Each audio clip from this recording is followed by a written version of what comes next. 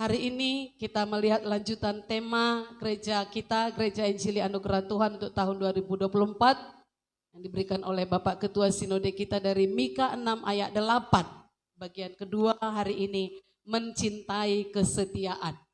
Kita baca kembali Mika 6 ayat 8. Mika 6 ayat 8.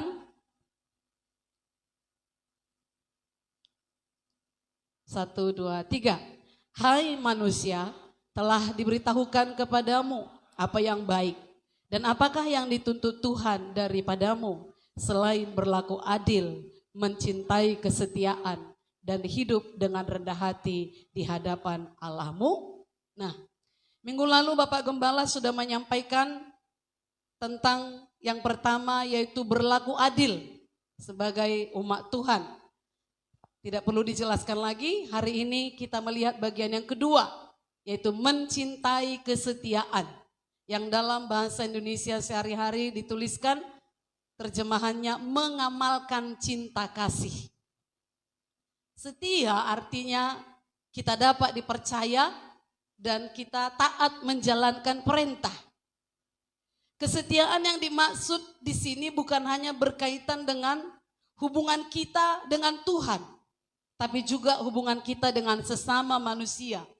Makanya dikatakan tadi terjemahan bahasa Indonesia sehari-hari dan juga dari bahasa Inggrisnya yaitu mengamalkan cinta kasih. Yang namanya kita setia mengikut Tuhan, kita harus menunjukkan belas kasihan yang sejati dan kebaikan kepada orang-orang di sekitar kita yang memerlukan bantuan. Kesetiaan juga berarti tidak menyeleweng dari kebenaran. Dan tidak setengah-setengah melakukan kebenaran. Dan juga berarti bertahan sampai akhir. Yang mau bertahan sampai akhir percaya Yesus, katakan amin. Bangsa Israel angkatan yang pertama yang berumur 20 tahun ke atas selain Joshua dan Kaleb, mereka tidak dapat masuk ke tanah Kanaan karena mereka tidak setia kepada Allah. Kesetiaan adalah salah satu karakter yang Tuhan cari seperti yang kita baca tadi. Tuhan cari dalam diri orang percaya. Dan Allah menuntut kesetiaan bukan tanpa alasan, tapi itu berdasarkan pada kasih setianya. Dia setia kepada saya dan saudara yang percaya kepadanya. Haleluya. Karena Allah juga senantiasa berbelas kasihan kepada manusia, walaupun manusia itu sudah berdosa. Saudaraku, Amsal 26 berkata, banyak orang menyebut diri baik hati. Yang baik hati katakan saya. Tetapi orang yang setia, siapakah menemukannya? Katakan kau menemukan aku Tuhan. Haleluya. Dan Amsal 19 ayat 22 berkata, sifat yang diinginkan pada seseorang ialah kesetiaannya. Lebih baik orang miskin daripada seorang Lebih baik orang miskin daripada seorang, sebenarnya miskin pun gak baik. Itu sebabnya kita berdoa supaya diberkati, amin. Kalau masih miskin, kita bersungguh-sungguh bekerja, Tuhan berkati pekerjaan kita. Yang miskin bisa diperkaya, itu kata firman. Tetapi firman Tuhan ini berkata, sifat yang diinginkan pada seseorang, ya setia. Setia percaya kepada Tuhan. Sekalipun kita masih kekurangan, jangan tidak percaya kepada berkat Tuhan. Kesetiaan adalah sikap mental positif yang harus ada dalam diri pengikut-pengikut Yesus. Musa mengatakan kepada bangsa Israel dalam Ulangan 5 ayat 32 sampai 33, perhatikan, saya baca dikatakan begini. Maka lakukanlah semuanya itu dengan setia, seperti yang diperintahkan kepadamu oleh Tuhan Allah. Janganlah menyimpang ke kanan atau ke kiri. Segenap jalan yang diperintahkan kepadamu oleh Tuhan Allahmu haruslah kamu jalani supaya kamu hidup. Haleluya. Saudaraku, seperti itulah yang Tuhan mau. Dulu Musa berkata pada bangsa Israel, sekarang Yesus juga mau kita melakukan semua yang diperintahkannya. Memang gak sempurna, tetapi seberapa pemahaman kita lakukan dengan setia, tidak menyimpang dari kebenaran, dan segenap jalan yang diperintahkan Tuhan kita ikuti, maka kita hidup bahkan umur panjang. Kesetiaan kita adalah bukti kita mengasihi Tuhan. Yang mengasihi Tuhan katakan amin. Mari setia percaya kepadanya. Tuhan sudah terlebih dahulu menyatakan kasih-Nya kepada kita. Yesus Kristus mengorbankan dirinya di atas kayu salib. Bukan setelah kita percaya kepadanya, tetapi ketika kita masih dalam dosa. Sekarang kita setia mengasihi Tuhan karena Dia yang terlebih dahulu mengasihi kita. Jadi kesetiaan kita kepada Tuhan itu adalah salah satu bentuk rasa syukur kita kepadanya. Bukan supaya kita selamat. Haleluya. Dia yang sudah menebus kita dari hukuman dosa. Dan yang sudah sedemikian mengasihi kita. Mengangkat kita dari lumpur dosa. Memperhatikan kita. Menjaga kita. Melindungi kita sampai hari ini. Karena itu sudah selayaknya kita membalas segala kebaikannya dengan kita setia melakukan firman-Nya. Itu tanda kita bersyukur kepadanya. Kesetiaan membawa kita semakin intim dengan Tuhan. Mazmur 145 ayat 18 kita baca. Kita baca bersama, Tuhan dekat. 1, 2, 3.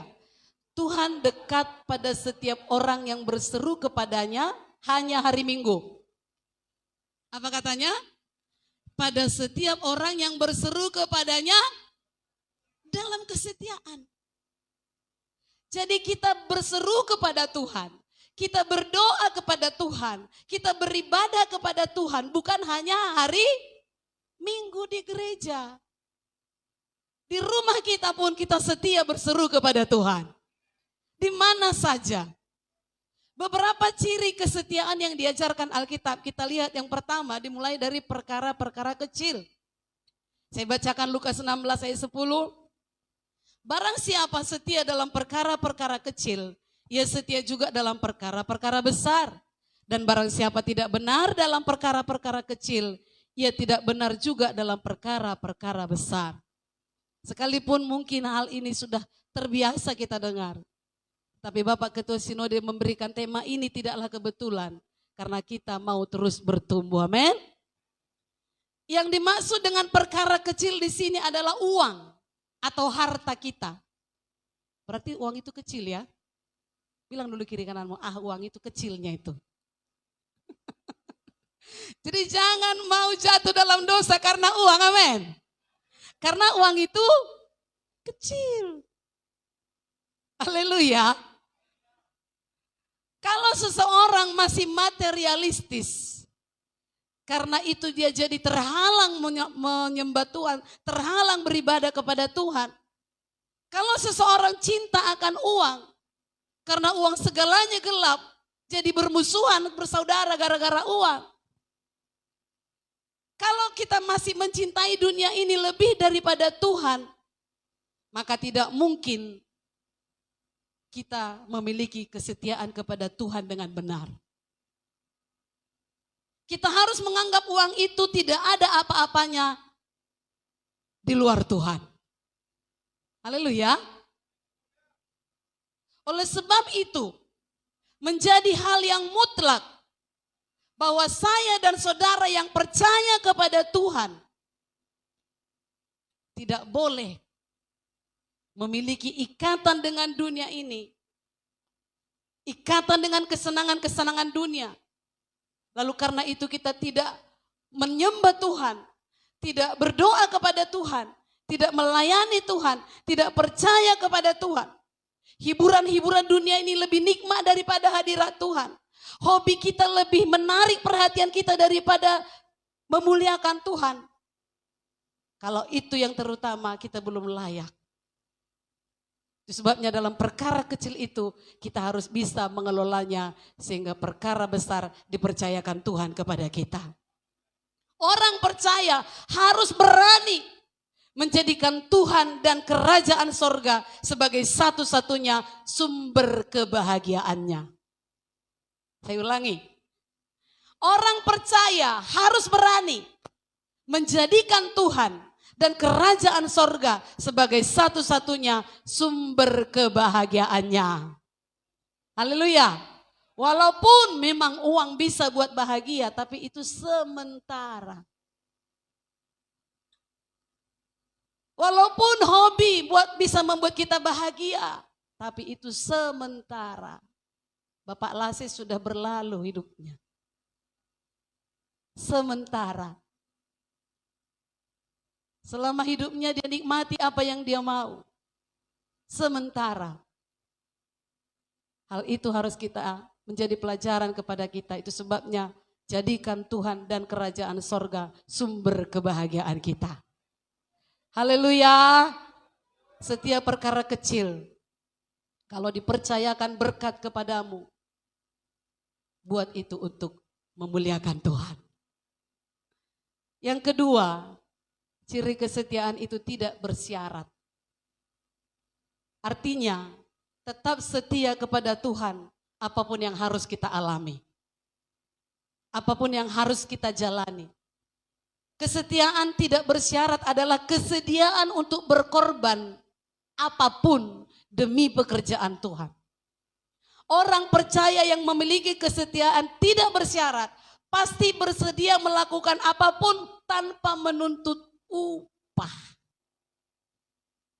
Apa saudaraku? Tanpa menuntut,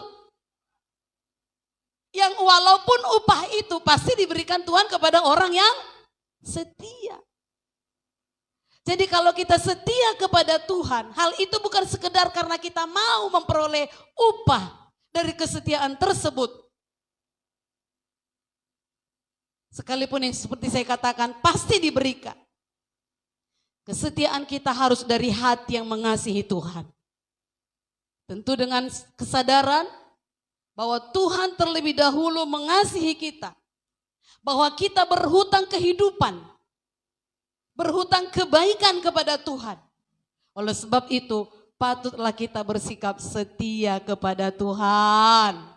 Sebagai usaha untuk membalas kebaikannya tanpa syarat kita membuat kesetiaan kepada Tuhan. Amin.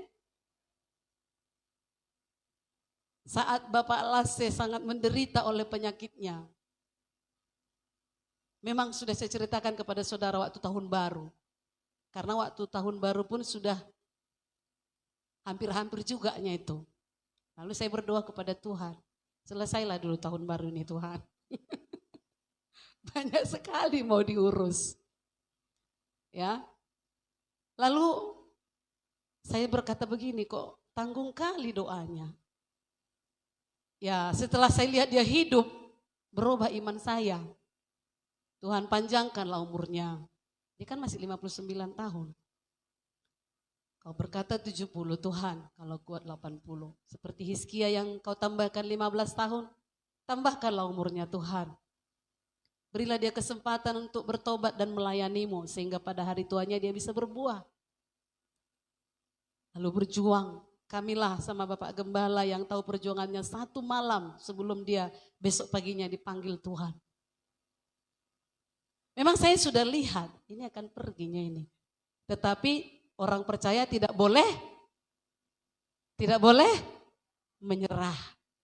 Tetap berjuang, tetap diberi iman kepada istri dan anaknya. Ya kami berdua pun sama Bapak Gembala tetap berjuang di situ. 1 jam di pagi hari sebelum kepergiannya. Kami menyanyi, menyembah Tuhan di situ. Dan dia memang berkata, sudah kulihat lokasinya, indah ternyata. Jadi karena indah dilihatnya gak mau lagi dia pulang. Haleluya. Lalu apakah saya berkata kepada Tuhan, kau bilang Tuhan kalau berdoa kau jawab. Udahlah Tuhan, stoplah aku melayani. Itu bersyarat. Jangan karena satu hal doa kita tidak dijawab Tuhan, kita kasih syarat kepada Tuhan, kalau tidak udahlah Tuhan. Iblis bisa memprovokasi, gak dipakai Tuhan kau kan? Kau bilang berdoa, gak dijawab Tuhan doamu kan? Bisa diprovokasinya, diintimidasinya. Tetapi karena kita tahu kebenaran, kita tidak berhenti percaya kepadanya. Jawaban Tuhan boleh iya, boleh tunggu dan boleh tidak. Karena ada yang lebih baik dari itu. Haleluya. Jangan kasih syarat sama Tuhan. Kalau kau jawab yang ini Tuhan, akan kulakukan ini. Najar boleh, tetapi jangan sembarangan bernajar. Tapi syarat itu, kalau kita setia kepada Tuhan, jangan kasih syarat. Setia sampai akhir. Percaya kepadanya, amin. Ciri yang ketiga, kesetiaan itu sampai akhir, sudah saya sebut tadi. Wahyu 2 ayat 10 berkata begini. Jangan takut terhadap apa yang harus engkau derita. Jadi adanya penderitaan. Haleluya. Ikut Tuhan pun adanya penderitaan. Jadi kalau suami-suami di sini, misalnya istrinya sungguh-sungguh ikut Tuhan, sungguh-sungguh melayani, sungguh-sungguh percaya, tapi suami masih dangkal. Lalu ada masalah dalam rumah tangga, suami jangan berkata, percuma kau berdoa. Jangan katakan percuma kau melayani.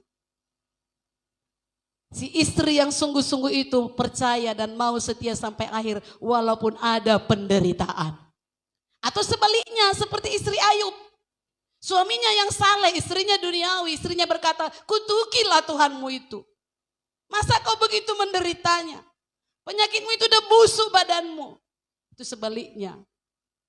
Yang manapun menggoda saudara untuk jauh dari Tuhan, jangan mau, amin. Dan kita yang masih merasa tak ada artinya berdoa, tak ada artinya beribadah, tak ada artinya setia, kita bertobat. Maleakhi 3 berkata, bicaramu kurang ajar katanya. Kalau kita berkata enggak ada artinya setia. Kalau kita berkata enggak ada artinya berkorban. Kalau kita berkata enggak ada artinya berdoa, mati juganya. No. Ada maksud Tuhan di balik semua yang terjadi. Amin. Wahyu 2:10 saya baca. Jangan takut terhadap apa yang harus engkau derita. Sesungguhnya iblis akan melemparkan beberapa orang dari antaramu ke dalam penjara supaya kamu dicobai dan kamu akan beroleh kesusahan selama 10 hari. Hendaklah engkau setia sampai mati dan aku akan mengaruniakan kepadamu mahkota kehidupan. Jadi dalam ayat ini ditunjukkan kepada kita bahwa sekalipun aniaya dan penderitaan menimpa kita, tetapi kita harus tetap setia kepada Tuhan sampai akhir. Kita harus mengerti bahwa bukan hanya awal perjalanan kekristenan kita yang menentukan. Dulu aku enak kali menyembah Tuhan. Dulu aku setiap bersaksi banyak orang mendengarkan kesaksianku. Dulu aku setiap kali berdoa sembuh orang sakit kudoakan. Itu awal kekristenan kita mungkin. Tetapi kita harus juga mengerti bahwa bukan hanya awal tetapi juga pertengahan. Artinya sepanjang jalan hidup dan akhir dari perjalanan hidup kita. Tuhan menghendaki sampai kita menutup mata, kita dijumpai Tuhan setia kepadanya. Tanpa kesetiaan, percumalah pengiringan kita kepada Tuhan selama bertahun-tahun. Maka sampai pada akhirnya setialah kepada Tuhan, amin. Karena itu yang diminta Tuhan kepada kita. Nah, kita lihat beberapa jenis kesetiaan yang diinginkan Tuhan. Yang pertama kesetiaan sebagai umat Tuhan. Umat Tuhan katakan saya hanya beribadah kepada Dia saja. Ini berarti orang percaya harus memuji menyembah Tuhan. Di setiap keadaan, di setiap waktu. Bukan hanya dalam kebaktian. Tetapi menjadikan Tuhan sebagai satu-satunya yang layak disembah. Kalau kita baca dalam Ulangan 5 ayat 7 sampai 10. Yang ini merupakan perintah pertama dari 10 titah. Tuhan tidak mengizinkan umatnya memiliki Allah lain atau datang pada dewa-dewa. Dikatakan begini, jangan ada padamu Allah lain di hadapanku. Jangan membuat bagimu patung. Ini jarang kita ucapkan tentunya kalau kita karismatik ini ya. Jangan membuat bagimu patung yang menyerupai apapun yang ada di langit di atas, atau yang ada di bumi di bawah, atau yang ada di dalam air di bawah bumi. Jangan sujud menyembah kepadanya atau beribadah kepadanya, sebab aku Tuhan Allahmu adalah Allah yang cemburu, yang membalaskan kesalahan pada bapa kepada anak-anaknya dan kepada keturunan yang ketiga dan keempat dari orang-orang yang membenci aku. Jadi kita yang masih punya nenek moyang yang dalam kutuk dosa, kita harus benar-benar bebas dari kutuk. Amin. Berdoa untuk hal itu. Tetapi aku menunjukkan kasih setia kepada beribu-ribu orang, yaitu mereka yang mengasihi aku dan yang berpegang pada perintah-perintahku. Beribadah hanya kepada Tuhan saja. Setia kepada Tuhan berarti harus punya komitmen. Hanya akan menyembah Tuhan saja di sepanjang kehidupan kita. Kita tidak hanya menyembah Dia ketika kita merasakan sukacita, tetapi termasuk ketika mengalami penderitaan, bahkan dalam segala kondisi dan situasi. Orang akan mencoba, sakitlah misalnya, diusahakan digodanya, di sana ada orang pintar, padahal dukun, itu sudah Allah lain. Tetapi dalam kehidupan kita sehari-hari bisa juga tanpa kita menyembah sesuatu. Gak kita buat emas dari lembu emas yang menyerupai patung Tuhan Yesus. Tetapi ada yang lain, yang lebih dari Tuhan. Jangan ada padamu Allah lain di hadapanku, kata Tuhan. Amin. Dia satu-satunya Tuhan yang layak disembah. Beribadahlah kepadanya dengan sungguh-sungguh. Amin. Kesetiaan berkaitan dengan ketaatan seorang anak kepada Bapa. Anak Bapa di sorga katakan saya. Jadi kita harus setia sebagai anak kepada Bapa di sorga. Kesetiaan di sini berkaitan dengan kepatuhan kita secara mutlak kepada Bapa di sorga, penuh hormat seperti yang dilakukan Yesus kepada Bapa. Apa yang dilakukan Yesus? Dikatakan dalam Filipi 2:5-8, yang walaupun dalam rupa Allah tidak menganggap kesetaraan dengan Allah itu sebagai milik yang harus dipertahankan, melainkan telah mengosongkan dirinya sendiri dan mengambil rupa seorang hamba dan menjadi sama dengan manusia. Inilah yang perlu kita ikuti. Dan dalam keadaan sebagai manusia, Ia telah merendahkan dirinya dan taat sampai mati, bahkan sampai mati di kayu salib. Ketidaktaatan kepada Tuhan, pengkhianatan kepada Tuhan. Itu berarti merupakan pengkhianatan kepada Tuhan. Katakan di rekan saudara, jangan berkhianat kepada Tuhan. Haleluya. Saudaraku, sebagai seorang anak di hadapan Bapa, di hadapan Allah Bapa, kita harus patuh, taat mutlak, penuh hormat kepada Bapa Surgawi. Yesus kita sudah melakukannya, Dialah teladan kita. Jadi kesetiaan di sini berkaitan dengan kepatuhan, melakukan segala sesuatu yang dikehendaki Tuhan. Walau untuk itu kita sepertinya sama seperti Yesus, menjadi hamba. Gak ada apa-apanya, gak mempertahankan haknya. Begitulah kita untuk melakukan firman, amin. Jadi kepatuhan kita harus dibangun di atas kesadaran. Yang sadar dia anak Bapa di sorga katakan saya. Sekali lagi, yang sadar dia anak Bapa di sorga katakan saya. Itulah dasar kita patuh. Bukan karena yang lain. Bukan karena supaya dilihat orang. Selanjutnya, kesetiaan seorang mempelai wanita kepada mempelai pria. Kenapa kekristenan dikatakan tidak boleh bercerai? Itu gambaran Tuhan dengan umatnya. Tuhan menghendaki hubungan yang intim dan benar-benar erat dengan umatnya.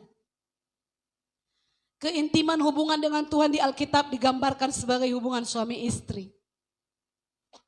Suami istri pasti paham ini. Efesus 5 ayat 31 sampai 32. Dikatakan, sebab itu laki-laki akan meninggalkan ayahnya dan ibunya dan bersatu dengan istrinya. Sehingga keduanya itu menjadi satu daging. Rahasia ini besar.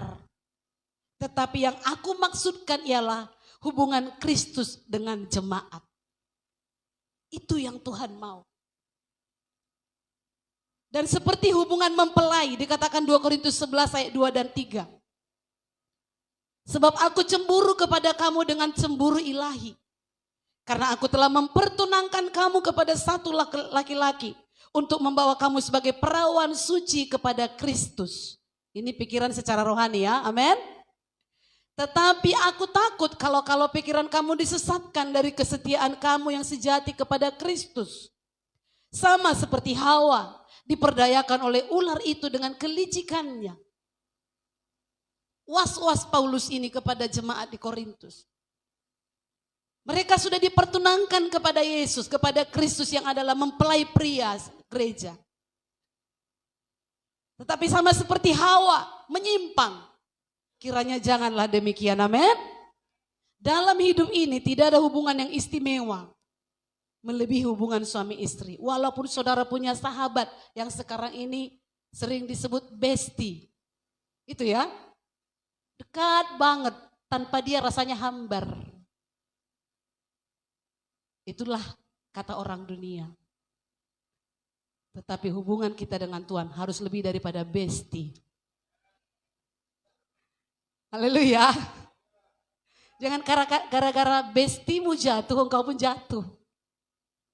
Jangan gara-gara bestimu di dunia ini, hore ke sana, hore kemari, lalu enggak keurus rumah tanggamu. Kenapa? Demi bestie. Gimana kalau kita buat seperti itu kepada Tuhan? Demi Tuhanku, aku rela bangun jam 5 pagi. Walau aku sepanjang hari harus capek bekerja. Haleluya. Jadi hubungan Tuhan dengan jemaatnya itu yang Tuhan mau seperti itu suami istri. Bukan bestie-bestie yang gak jelas. Amin. Hubungan istimewa ini menjadi lambang hubungan Kristus dan jemaatnya. Kalau hubungan suami istri menjadi satu daging, perhatikan. Tetapi hubungan kita dengan Tuhan adalah satu roh. Apa saudaraku? Satu roh.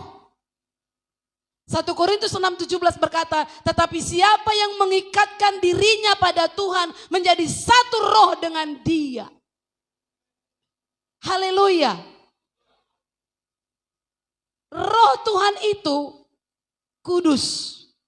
Satu roh dengan dia. Anak-anaknya yang mengikatkan dirinya kepadanya suka kekudusan. Menjadi satu roh. Kalau Tuhan suka kudus, anak-anaknya suka najis. Gak bestie. Haleluya. Gak intim. Gak dekat. Jadi apa yang Tuhan suka, itu yang kita suka. Jadi kalau ada yang Tuhan suka, tidak kita suka, usahakan dirimu menyukai apa yang Tuhan suka. Itulah setia. Seperti mempelai wanita kepada mempelai pria. Itu sebabnya Tuhan bilang tidak boleh bercerai. Haleluya. Kalau yang sudah masa lalu oke lah, mungkin ada di tengah-tengah kita ada yang seperti itu. Itu sudah masa lalu. Tapi masa ke depan sebagai pasangan suami istri harus setia. Karena itu seperti itu yang Tuhan mau juga hubungan kita dengan Tuhan. Amin. Menjadi satu roh dengan dia. Hal ini merupakan anugerah besar. Yaitu kalau kita diperkenankan menjadi satu roh dengan dia, padahal dia itu maha kudus, maha suci, maha agung, maha mulia. Tapi setiap kalau kita mengikatkan diri kepadanya, aku percaya padamu Tuhan, aku milikmu Tuhan, kita menjadi satu roh dengan dia. Itu anugerah yang sangat luar biasa. Jangan sia-siakan. Jangan sia-siakan. Ini juga merupakan isi doa Tuhan Yesus. Agar sesama kita juga menjadi satu dengan Bapa dan Tuhan Yesus. Maka kalau ada saudara gereja-gereja lain menganggap engkau musuh, itu bukan seperti doa Tuhan Yesus. Semua orang yang percaya kepada Tuhan Yesus harus satu roh. Haleluya. Satu roh. Sekalipun ada orang di luar gereja kita yang namanya dia pengikut Tuhan, yang namanya dia penyembah Tuhan, jangan anggap musuh. Kalau mereka menganggap saudara musuhnya, itu terserah dia. Tapi jangan pernah menganggap orang itu musuh saudara. Haleluya. Bebas. Bebas mengasihi siapapun. Jangan kasih batas. Karena kau sudah gereja lain adalah. Jangan demikian, amin. Kalau kita membaca dari Lukas 9 ayat 57 sampai 62, kita dapat lihat di sana bahwa kesetiaan itu adalah mengikut Tuhan dalam segala keadaan.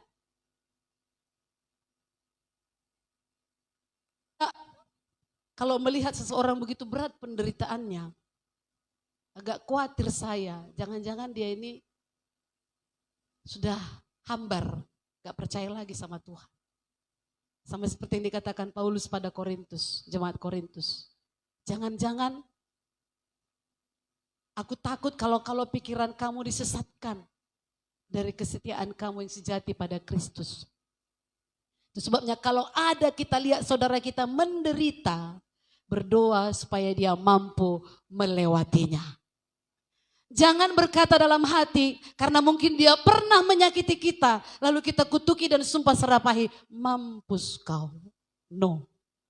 Perkataan itu jangan pernah keluar dari mulut anak Tuhan. Saya di sini hanya memberi pernyataan, amin.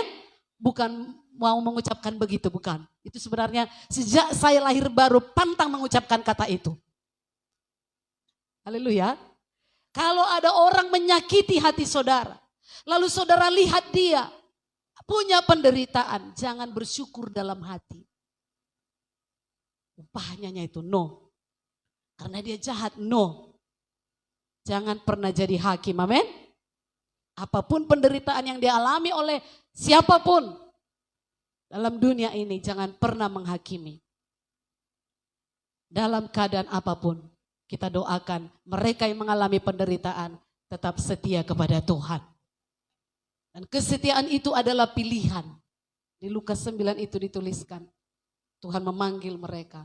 Tapi ada mereka akan memilih, aku ini dulu, aku itu dulu. Sudah dikhotbahkan kepada kita. Dan kesetiaan itu fokus pada kekekalan, amin. Fokus pada kekekalan akan menghasilkan kesetiaan yang sejati mengikut Yesus. Kualitas kekristenan seseorang, apakah ia benar-benar pengikut Tuhan yang setia, bisa diukur dari komitmennya kepada Tuhan. Itu kualitasmu. Kalau lagi cuaca buruk engkau enggak semangat beribadah, itulah kualitasmu, rendah. Kalau lagi ada masalah engkau berkata Tuhan itu tidak adil, itulah kualitasmu, rendah. Tetapi kualitas kekristenan seseorang, apakah ia benar-benar pengikut Tuhan yang setia, diukur dari komitmennya. Bukan hanya upah sorga yang kita nikmati karena kesetiaan kepada Tuhan. Tapi selama berada di bumi ini, berkat-berkat Tuhan juga akan menyertai kita. Sedikit lagi masih sanggup? Tentu ada akibat dari ketidaksetiaan. Contoh, Kita sudah baca skedul di awal tahun. Adam diusir dari Taman Eden, gak setia sama Tuhan. Esau kehilangan hak kesulungannya karena lapar demi semangkok bubur. Hilang hak kesulungan. Roh Tuhan mundur dari Raja Saul karena gak setia mengikuti Tuhan. Dia mengikuti perasaannya. Kerajaan Allah diambil dari seseorang kalau enggak setia kepada Tuhan. Bahkan Yakobus sempat menuliskan ayat 4, menjadi musuh Allah. Itu akibat ketidaksetiaan. Jangan menjadi orang yang tidak setia kepada Tuhan. Amin. Yang terakhir, kesetiaan dalam mengamalkan cinta kasih. Sesuai terjemahan dari bahasa Indonesia sehari-hari tadi, kesetiaan disebut dengan mengamalkan cinta kasih. Dalam hal ini kita harus meneladani Tuhan Yesus. Apa yang Tuhan Yesus kerjakan selalu diawali dengan belas kasihan. Hatinya tergerak, tangannya bertindak untuk menolong. Katakan, hati tergerak, tangan bertindak. Artinya tidak berhenti hanya, kasihan kalian. Gak berhenti sampai di situ. Kasihan kali, kudoakanlah dia. Kukasihlah sedikit apa yang ada padaku. Hati tergerak, tangan bertindak. Saudaraku, ada aksi yang dikerjakan setelah perasaan belas kasihan muncul. Gak cukup hanya kasihan kali ya. Tetapi dalam hati, saya katakan tadi, saya gak mau lagi bilangnya. Haleluya saudaraku. Kuasa dan hasil dari belas kasihan Tuhan yang Dia taruh dalam kita semua akan menghasilkan mujizat. Yang mau mujizat katakan saya. Kita semua butuh mujizat, amin. Setiap mujizat yang dihasilkan dari pelayanan Yesus adalah hasil dari belas kasihan yang timbul dalam hatinya. Pelayanan Yesus selalu bergerak karena belas kasihan. Oleh karena belas kasihanlah, maka hatinya tergerak untuk menolong. Ditengoknya orang kusta di jamahnya, walau orang kusta itu adalah orang yang najis, tetapi disentuhnya untuk menyembuhkannya. Dan terjadilah mujizat. Kita perlu minta kasih itu, amin. Kita perlu minta supaya Tuhan menaruh belas kasihan dalam hati kita. Belas kasihan akan melembutkan hati kita. Membuat kita lebih peka. Bukan peka, tapi peka, sensitif. Bukan cuma dengar suara Tuhan sensitif, tetapi juga melihat keadaan di sekeliling kita. Haleluya. Haleluya. Matius 5:32 berkata begini, hatiku tergerak oleh belas kasihan kepada orang banyak itu. Hasilnya mujizat terjadi. 4.000 orang makan kenyang dengan beberapa roti dan ikan. Bahkan sisa 7 bakul. Kata Matius 15. Markus 6:34, ia melihat sejumlah besar orang banyak. Maka tergeraklah hatinya oleh belas kasihan. Hasilnya 5.000 orang makan sampai kenyang. Dengan 5 roti dan 2 ikan. Bahkan sisa 12 bakul. Matius 9:36, melihat orang banyak itu, tergeraklah hati Yesus oleh belas kasihan. Hasilnya ia memberitakan Injil kerajaan sorga serta melenyapkan segala penyakit dan kelemahan. Haleluya. Dan dalam Lukas 7 ayat 11 sampai 17 diceritakan di sana. Yesus membangkitkan seorang anak muda di kota Nain, tapi ayat 13 berkata, dan ketika Tuhan melihat janda itu, tergeraklah hatinya dengan belas kasihan, lalu ia berkata kepadanya, jangan menangis. Kuasa itu, karunia itu belum diberikan kepada saya. Waktu ibu langsung mencerit-cerit, saya belum bisa berkata, jangan menangis, bangkitnya itu enggak. Tapi justru saya berkata, kalau karena tangisan ibu dia bangkit, nangislah sekuat-kuatnya, saya bilang. Karena begitu diraupnya, saudaraku ya, begitu diapainya begitu, sampai digoncangnya begitu. Tapi memang karunia itu belum diberikan. Haleluya saudaraku. Saudaraku, di sekitar kita ada banyak orang menderita. Orang yang sedang bergumul dengan penyakit. Orang yang perlu dukungan. Orang yang perlu empati kita. Dan kehadiran saya dan saudara akan memberinya semangat hidup. Kehadiran orang lain yang peduli akan memberi mereka semangat hidup. Melihat kondisi seperti ini, biarlah hati kita tergerak oleh belas kasihan selalu. Untuk memenuhi harapan orang-orang yang ingin diperhatikan oleh orang lain. Amin. Jangan biasa-biasa saja melihat penderitaan orang. Jangan masa bodoh. Jangan tidak mau tahu. Haleluya. Jangan setelah pada kita kena baru menuntut. Tapi saat orang lain kita masa bodoh. Kita nggak pedulian. Kita biasa-biasa saja. Karena semua manusia pasti akan suatu waktu akan ada mengalami sesuatu yang tidak baik dalam hidupnya. Haleluya. Saudaraku, tidak semua orang memang berbelas kasihan ketika menyaksikan orang lain tertimpa musibah. Tetapi belas kasihanlah yang menggerakkan kita untuk keluar dari diri kita. Untuk keluar dari kepentingan pribadi kita. Pentingnya kita kerja. Pentingnya kita makan. Pentingnya kita istirahat. Tetapi kalau ada belas kasihan, ada orang yang membutuhkan kita, mari kita keluar dari kepentingan pribadi kita. Amin. Lalu mengarahkan hati kita, pikiran kita untuk mendoakannya kah? Untuk melayaninya kah? Untuk memberikan sesuatu kah? Sesuai dengan yang saya katakan tadi, hati tergerak oleh belas kasihan, tangan bertindak.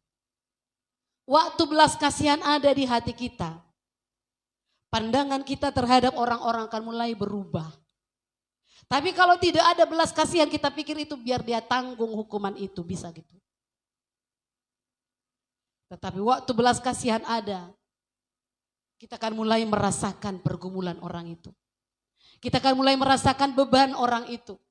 Kita akan mulai merasakan rasa sakit yang mereka sedang alami. Membuat kita mulai berdoa dengan belas kasihan. Belas kasihan akan mendorong kita untuk peduli. Dan bergerak untuk bermurah hati. Itulah yang dikatakan tadi. Mencintai kesetiaan. Salah satu mengamalkan cinta kasih. Yaitu bermurah hati, peduli pada orang. Walau untuk itu kita rugi. Haleluya. Haleluya saudaraku.